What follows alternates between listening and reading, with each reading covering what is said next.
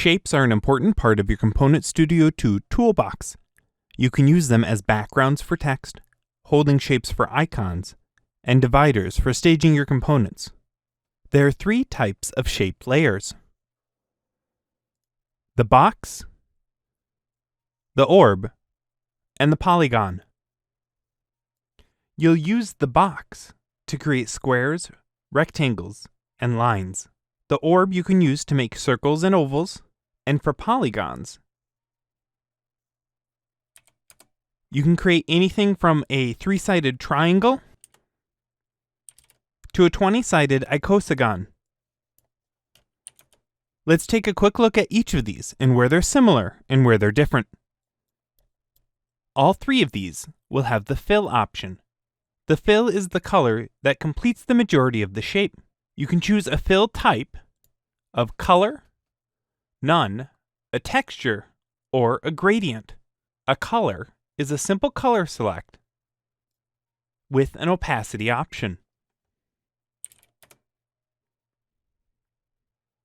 None will leave the center of the object blank. If, like in this case, I have a border on it, I can use this to create a hollow shape. A fill type of texture lets you select an image to use in place of the center of that shape. Note that the fill color will shade over that pattern. If your fill color is white, then the colors of the original pattern will show. If you change the fill color, all the transparent areas of that image will remain transparent, but all the parts that are not transparent will be shaded in the color you select.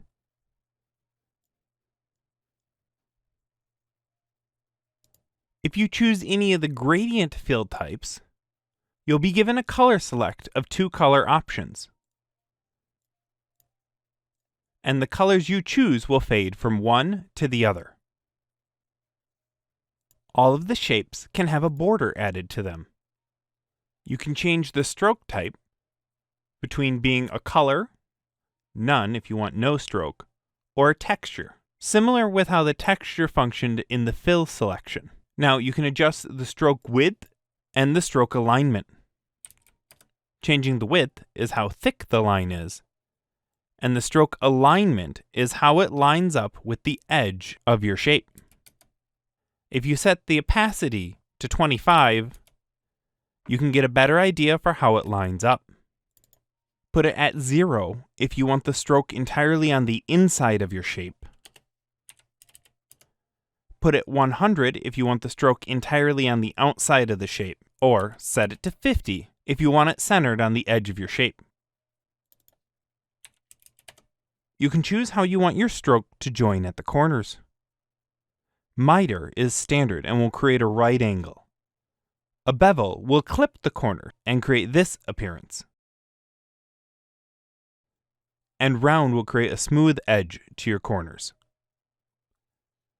Now, each of these shapes have some things that make them unique. For corners, polygons and boxes have some special options.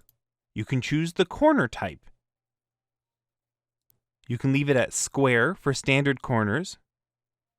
You can round the corners and control how steeply that angle is rounded. You can fillet the corners, or you can have a chamfer. The polygon, on the other hand, just gives you options to control the corner radius, whether you want your corners softer or sharper. A higher number will have a softer corner. Also, each of the shapes configure their position and size a little bit differently. The polygon has a unique field called number of sides. This is where you set how many sides your polygon is. Again, these can be a minimum of 3 or a maximum of 20. In addition, that pairs with a radius field, which controls the actual size of the shape. For the orb, you can choose the width and the height. Adjusting only one and not the other will produce an ellipse. So, if you want a circle, make sure your height and the width are the same value. And if you need your oval to be off-center, go ahead and rotate the object like you would any other image. And as you might expect, changing the width and the height to a box simply changes its corresponding size. So this is how you would make a rectangle of a particular size, or how you might make a line that goes across your design. You might set a shallow height and a width that spans your entire design. But there's a brief overview on shapes in Component.Studio 2.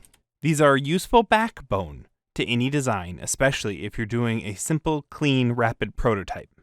Thanks for watching this tutorial. If you have comments or questions, leave them below here on YouTube. Please come on and visit us on Facebook on our Component.Studio group. And if you're on Discord, join us at the Game Crafter Discord community. Until next time, I'm Andrew Voigt, helping you make the best games you can.